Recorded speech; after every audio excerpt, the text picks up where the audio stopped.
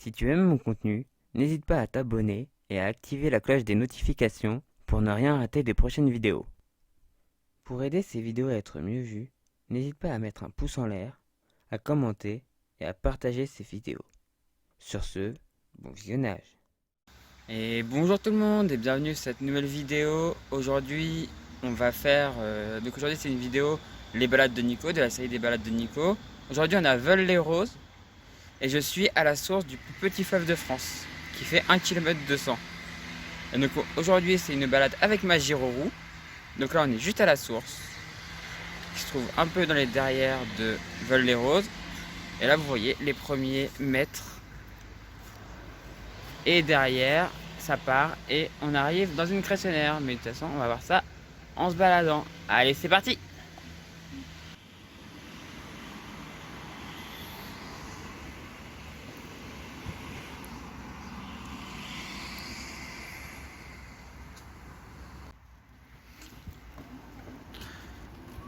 Donc nous voici du coup aux cressonnières. Donc la culture du cresson est apparue à Veules-les-Roses aux alentours du XIVe siècle.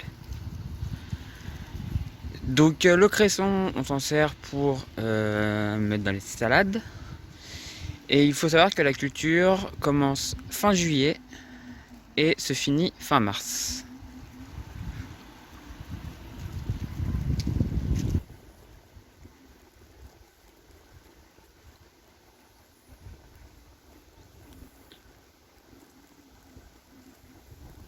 Alors ce que je vous ai pas dit non plus, c'est que la petite rivière que l'on longe, donc le plus petit fleuve de France, porte le nom de la ville qu'il traverse, c'est-à-dire Veules-les-Roses, donc c'est la Veule.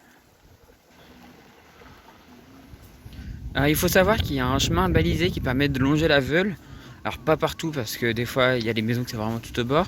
Donc quand c'est comme ça, on est sur des petits, on est en plein dans Veules-les-Roses, donc dans des petits coins super mignons, super calmes, des petites routes charmantes.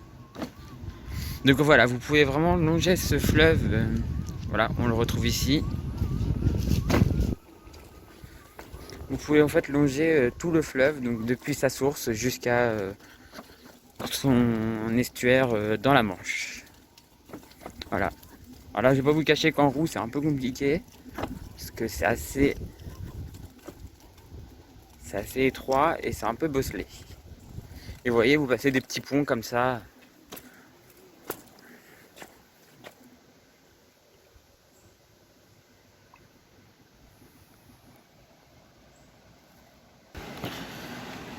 Donc tout au long du chemin, vous pourrez croiser des fois des moulins. On en a croisé un tout à l'heure à la Cressonnière. Donc les moulins servaient à l'époque à faire de la farine. Servaient à faire de la farine et on aurait maintenant, pour ceux qui fonctionnent encore, alors sur la Veule il n'y en a plus qui fonctionnent, mais sur d'autres rivières pas très loin d'ici, par exemple à Durdan, certains fonctionnent encore et servent en fait à fabriquer de l'électricité. Donc un moyen écologique de garder le patrimoine. Certains servent aussi encore à faire de la farine.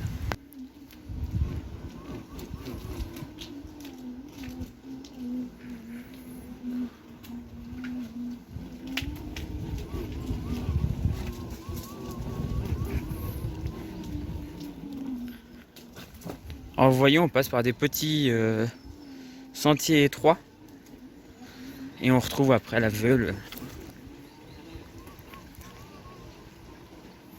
Voilà, c'est super mignon. C'est vraiment super beau. Et vous avez, voilà, avec le bruit de l'eau et tout, c'est vraiment génial quoi. Alors vous voyez, il y a vraiment des petits chemins. Alors c'est super joli, mais même en vélo vous passeriez pas. Enfin, en roue c'est très compliqué. Faut savoir bien tourner.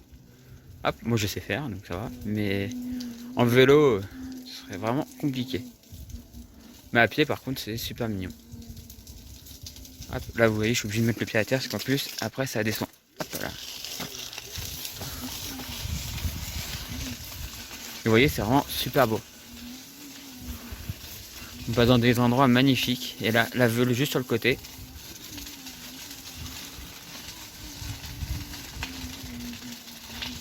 C'est vraiment un parcours magnifique. Je vous conseille, si vous venez un jour sur la côte normande, si vous n'êtes pas sénomarin ou normand, si vous venez un jour sur cette côte, venez faire ce parcours, c'est génial. Et voilà, et du coup on est dans les derniers mètres de la Veule. Voilà, ici ça rentre dans l'exutoire en fait vers la Manche qui est derrière, juste derrière. Voilà, c'est vraiment un petit fleuve, hein, 1,2 km comme je vous disais. Donc nous sommes ici dans les derniers mètres de la Veule. Juste derrière ce pont, c'est la Manche, c'est la mer. Donc ici, en 1235, un moulin a été édifié pour faire de la farine à la base de grains.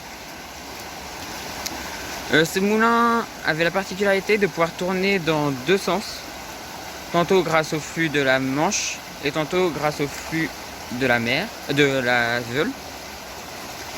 En 1850, il a été transformé en moulin pour faire de l'huile. Il a été détruit en 1928 par la main de l'homme. Juste par ici se trouvait un casino. Ce casino a été détruit en 1943 sous l'occupation. Les Allemands se sont servis du bois pour réparer des bateaux. Et du coup maintenant nous allons aller jusqu'à l'estuaire. Alors ici nous sommes du coup maintenant à l'estuaire de la Veule. Nous sommes à l'estuaire de la Veule, qui vient du coup maintenant se jeter dans la Manche, ici. Alors vous me direz pourquoi ces étages.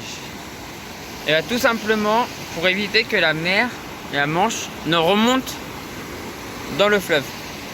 Sinon il y aura un problème d'ensablement en fait. Le fleuve s'ensablerait et du coup disparaîtrait.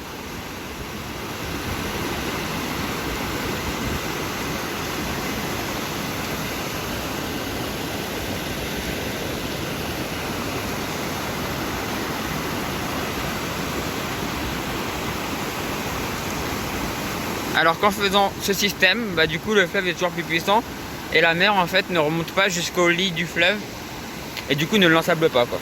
Parce que comme on peut voir il y a des galets mais après c'est du sable. Hein. Voilà, du coup c'est là-dessus qu'on va se quitter. Sur ces belles images de la Manche et de la Veule qui se jette dans la Manche. Alors c'est peut-être une mer où il fait un peu froid et tout mais c'est quand même magnifique. Hein. Les couleurs elles sont magnifiques. Même si là je vous cache pas qu'il pleut, un petit peu. Un petit crachat en normand, mais c'est pas tellement grave. Voilà, sur ce je vous dis à la prochaine sur une prochaine vidéo de la chaîne Toria. Sur la chaîne Toria. Et moi du coup je vous dis bonne journée à tous et ciao.